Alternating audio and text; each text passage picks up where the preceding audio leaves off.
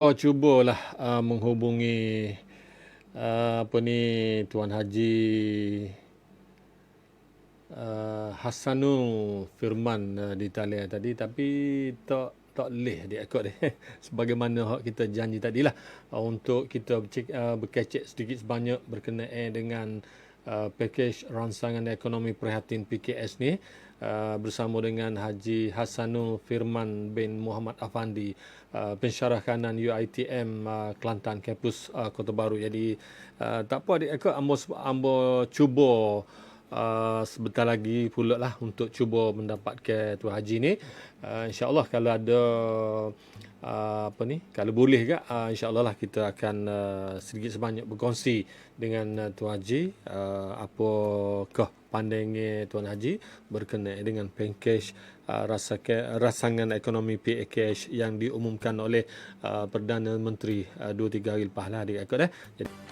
Baik dia adik kakak, bersama dengan Jamal tadi, kau lupa janji. Jadi Alhamdulillah, setelah bercuba-cuba tadi, telah dicuba berkali-kali tadi, dapat juga ambo bersama di talian ketika ini bersama dengan Tuan Haji Hassanul Firman bin Mat Apandi, pensyarah kanan UiTM Kelantan kampus Kota Baru. Jadi Assalamualaikum Tuan Haji. Waalaikumsalam warahmatullahi wabarakatuh. Ya, sihat Ji? Alhamdulillah. Alhamdulillah. Jadi Tapi apa khabar? Alhamdulillah juga Ji. Terima kasih. Sihatlah adanya. Ya. Jadi Ji, kita sepatutnya live pukul 3.30 tadi tu, tapi oleh kerana talian kita tak berapa molek, jadi tak apalah. Jadi gini Ji, kita nak berkongsilah sedikit sebanyak berkenaan dengan pakej ransangan ekonomi prihatin PKS yang diumumkan oleh Perdana Menteri 2 hari lepas ni. Jadi jadi ada beberapa soalan lah, insya-Allah kita nak dapat pandangan jadi Tuan Haji, mudah-mudahan dapat kita gunalah untuk lebih faham lagi dia. Jadi bantuan kerajaan bukan sahaja kepada rakyat biasa, tapi merangkumi kepada peniaga kecil dan sederhana. Jadi pandangan Tuan Haji berkenaan dengan pakej ni, hak baru ni, PKS ni. Okey. Ya, Assalamualaikum warahmatullahi wabarakatuh. Selamat petang adik-adik. Pak Deng, terima kasih kerana bertubi-tubi juga. Saya pun mungkin ada masalah teknikal lah biasa. Ya. Okey, bila saya dengar soalan bantuan kerajaan ini bukan sahaja kepada rakyat biasa tetapi merangkumi peniaga peniaga. So, saya pertama sekali saya berpendapat kerajaan ini memang cukup prihatin lah. Cukup prihatin kerana telah mengeluarkan sejumlah dana negara yang cukup besar. Oh ya. Cukup besar sebanyak 260 bilion. Semata-mata untuk membantu rakyat dalam tempoh bulan ni. Dan manfaat ini juga bukan semata-mata untuk rakyat, tapi untuk peniaga juga. Sebab itu Perdana Menteri kita kata no one will be left behind. Tak kira golongan mana, golongan peniaga ke, golongan pembeli ke, orang kampung ke, dan sebagainya. Dan kalau kita lihat dari jumlah 200 bilion ini, kira-kira lebih pada 42% ni, ataupun kalau lebih tepat lagi kita tengok dalam 110 bilion telah diperuntukkan untuk peniaga perusahaan kecil dan sederhana, termasuklah kepada usahawan makro. Dan ini cukup besar. Dan inilah seperti mana saya kata tadi, ini terbukti bahawa kerajaan begitu komited dan bersungguh-sungguh untuk membantu para peniaga PKS dan makro ini. Kerana kalau kita lihat tidak dapat dinafikanlah bahawa mereka ini, golongan PKS dan makro ini merupakan penyumbang ekonomi negara kita lebih pada 40%. Dan menyediakan 2/3 dari kedua pekerja di negara Malaysia.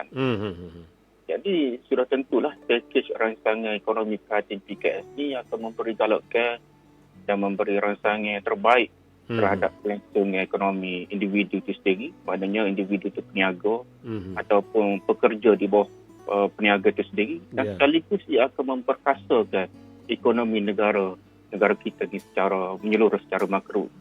Itu lebih kurang lah. Kalau nak kecek pasar, nak perinci ke bantuan-bantuan ni banyak.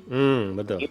Kalau kita nak tengok pada 27 hari bulan Mac hari itu ada 5 perkara yang digariskan oleh Perdana Menteri. Tapi bila ditambah baik pada 6 hari bulan, pada 6 hari bulan April juga, Yang Amat Berhormat Perdana Menteri telah telah membentangkan satu lagi bajet tambahan untuk PKS ni. Ia cukup menarik.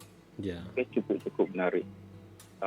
Kalau nak tengok, saya boleh royak. Kalau berasa nak dikongsikan, saya boleh royak lah. Antara langkah-langkah yang diambil, contohnya saya paling lihat satu perkara yang memberi impak yang besar ialah subsidi upah. Subsidi upah yang diumumkan pada 27 hari bulan itu lagi. Tetapi pada 6 April ni telah ditambah baik lah. Ditambah baik oleh kerajaan. Di bawah inisiatif terbaik ini, semua syarikat dengan pekerja tempatan yang bergaji 4,000 ke bawah akan menerima bantuan subsidi upah. Kalau kita lihat ada beberapa kategori. Ya, betul. Kategori yang pertama adalah syarikat yang mempunyai pekerja lebih pada 200 orang. Ataupun 200 orang ke atas ni, mereka akan menerima subsidi upah sebanyak RM900 bagi setiap pekerja. Itu hak peringkat ataupun kategori yang pertama. Kategori yang kedua ialah bagi syarikat yang mempunyai bilangan pekerja 76 orang hingga ke atas, hingga ke 200, syarikat akan menerima subsidi upah sebanyak 800. Dan yang menarik juga yang terakhir ni ialah bagi syarikat yang mempunyai bilangan pekerja 75 ke bawah ni. 75 ke bawah, syarikat kecil ni lah. Jadi syarikat akan menerima subsidi upah sebanyak RM1,200 bagi setiap pekerja. Jadi cukup menarik. Inilah menunjukkan bahawa kerajaan kita hari ini, walaupun jangka masa kerajaan kita diwujudkan agak cepat ada. Tapi ini menunjukkan kerajaan cukup prihatin, bertanggungjawab untuk memastikan rakyat kita, tak kira lah rakyat ini rakyat yang berniaga ke ataupun yang kita khususkan ialah PKS dan usahawan makro ni terus dapat berdaya saing dan dapat mengekalkan perniagaan di waktu PKP. Kita kecek PKP ni sebab kita rasa susah lah tu. Susah. Itulah lebih kurang boleh saya jawab soalan yang pertama. Jadi Tuan Haji, pandangan yang menyeluruh juga berkenaan dengan faedah-faedah yang bakal diperoleh oleh perusahaan kecil dan sederhana ini dan juga kepada rakyat. Mungkin Tuan Haji boleh kongsi pandangan sikit. Ya. Bila bercakap tentang pandangan yang menyeluruh kenaan faedah ni, terlalu banyak lah. Terlalu banyak perkara yang terbaik, terlalu banyak faedah yang boleh kita bicarakan. Cuma bila saya melihat kepada pakej rancangan ekonomi kreatif PKS ni, bila kita lihat ada tambahan 10 bilion yang dibentang oleh Yang Amat Berhormat Perdana Menteri pada itu, saya tertarik beberapa inisiatif yang dia tambah baik. Kalau mula-mula dia royak 5 perkara tu comel dah. Tetapi 6 hari bulan April tu dengan penambahan 10 bilion. Tambahan 10 bilion sebenarnya banyak. PKS mendapat 110 bilion peruntukan di bawah rancangan ekonomi ni lah. Maksudnya saya nak kata tadi, pertamanya kalau kita tertarik ialah bila memasukkan kadar faedah 2% kepada 0% untuk skim kredit mikro yang berjumlah 500 juta di bawah Bank Islam. Pada masa 27 hari bulan hari itu, maknanya kerajaan telah membentangkan, maknanya untuk di bawah skim kredit mikro ni kerajaan telah menurunkan kadar faedah 2%. Tetapi hari bulan April ni kerajaan telah menambah baik, mengatakan bahawa memasukkan kadar 2% jadi kepada 0%. Skim kredit mikro yang berjumlah 500 juta ni yang boleh dibuat melalui Bank Simpanan Nasional, dan kali ini juga boleh dibuat melalui Tekun Nasional dengan had maksimum sebanyak RM10,000. Jadi sesuatu benda yang cukup menarik lah. Itu yang pertama boleh saya tengok.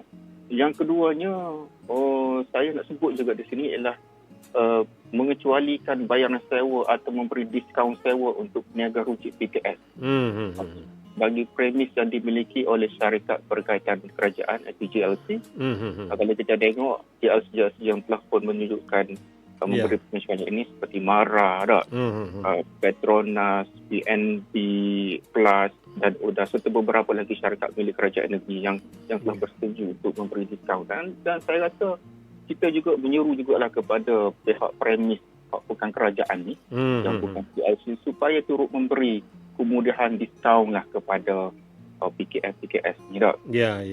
Kalau skala agak kita boleh ambil harga penuh, tapi dalam tempoh PKP dah tempoh 3 bulan dan 6 bulan ni, apa katanya kita pakat tolong. Nak tolong hak lagu lain kita tak boleh. Jadi kita mengurang memberi diskaun lah kepada PKS yang menyewa bangunan kita. Sebab kerajaan telah berjanji bahawanya kalau diberi pengecualian ataupun diskaun ni, mereka akan diberi potongan cukai tambahan. Okey, potongan cukai ni seperti mana yang telah mereka beri diskaun tu lah. Jadi jangan pusing lah pasal kita rugi ke tak rugi, kita akan memberi kata tolong sama tolong.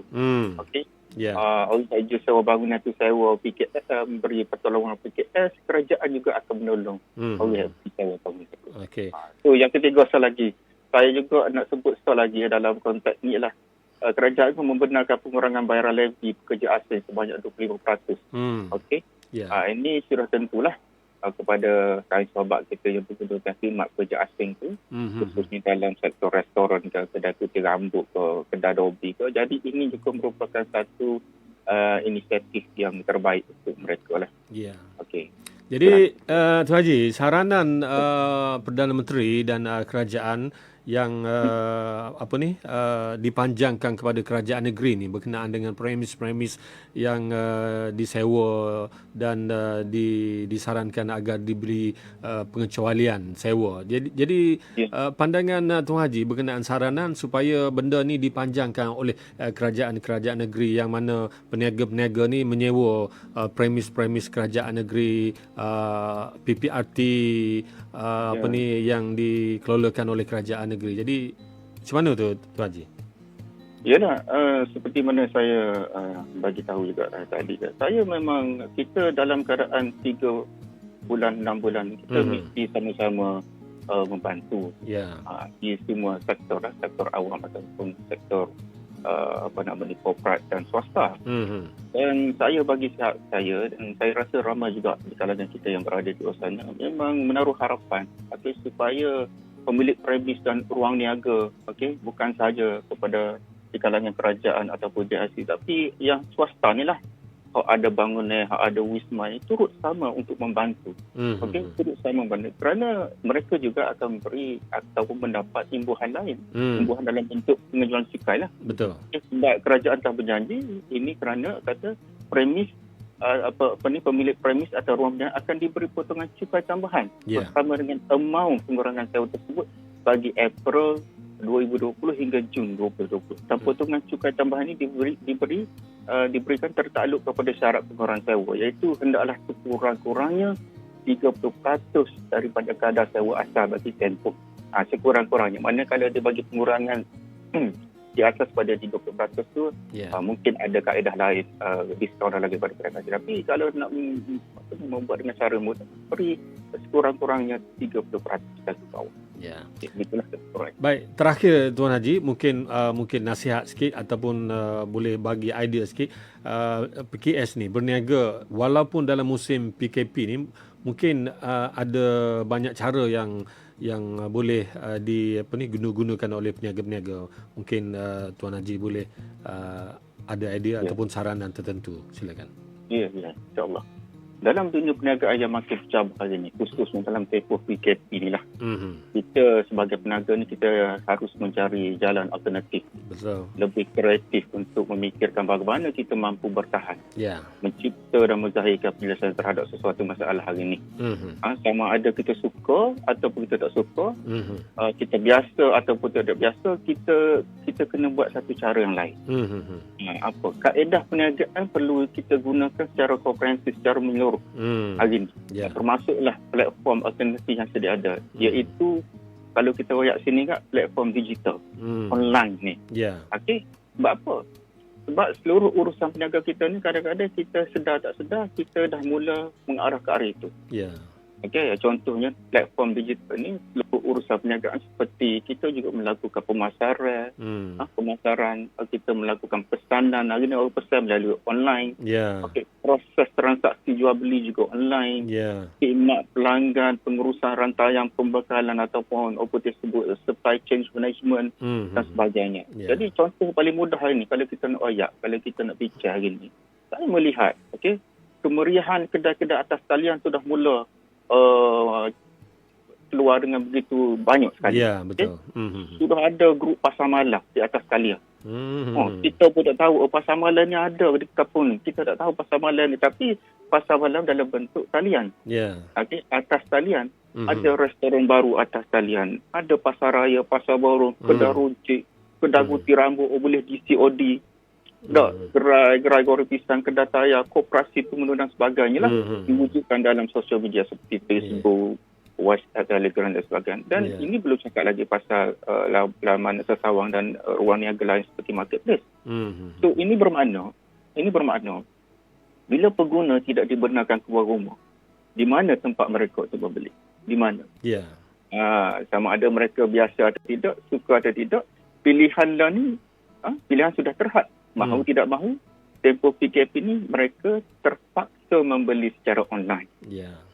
Dan bila permintaan secara online ini meningkat, maka peniaga juga terpaksa lah memahirkan diri mereka untuk berniaga secara online. Itulah kaedah pertama. Yang keduanya saya nak sebut. Bila kita sebut online, kita juga tak terlepas dalam sistem perkhidmatan dipanggil penghantaran.